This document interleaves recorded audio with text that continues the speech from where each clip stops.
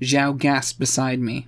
I glanced over to see he had moved his eye patch from his left eye to his right, but he had also removed the bandages over the eye he'd had surgery to save, and he was looking right at Towdy, the tree, and the scroll. The ground shook as the bright light coming from the tree started to overtake them all, its glow spreading until all 4 beings were glowing so brightly they were mere silhouettes in the light. But then those silhouettes melded together and shrunk, becoming a new being altogether. The ground was shaking so terrible that even Lin Yu and I were struggling to stay standing while everyone else was toppled by their shifting balance. Suddenly, it seemed even the cloudy darkness itself was being absorbed by this new being, being physically sucked into its growing mass. It pulsed disgustingly as its brightness shone so bright it rivaled the sun, making me need to shield my eyes. When the shaking light finally stopped and the light began to fade, I found myself standing with Lin Yu, our mouths agape at the glowing white body we still couldn't see through the light. When the glowing light surrounding the merger faded too, it revealed a being I'd never imagined underneath. She had eyes of pure black and white hair that hung down around her jaw and framed her face,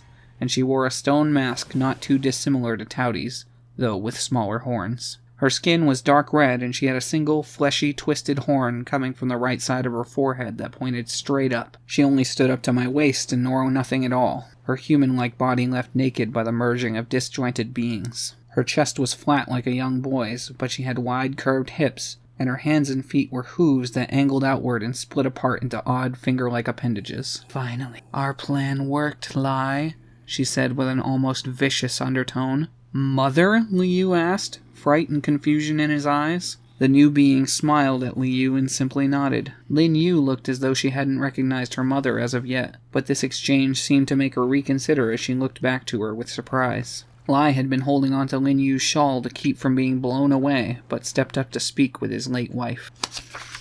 "It's good to have you back, May," Lai offered.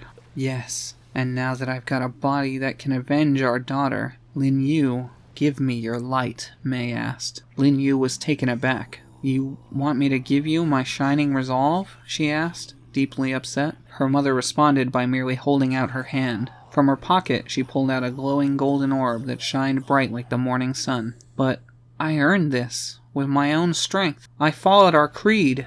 "Lin Yu, with the orb you claimed from that dragon, I'll be able to draw out its full potential and use it to destroy your sister's killer," May explained. "But I can already defeat him," she declared in frustration. But instead of answering her daughter, May moved to snatch it. I was surprised when Lin Yu pulled it out of her diminutive mother's reach. Her father tugged on her sleeve and said, "Lin Yu, do not disobey your mother. We've been working to bring her back from the dead for ages.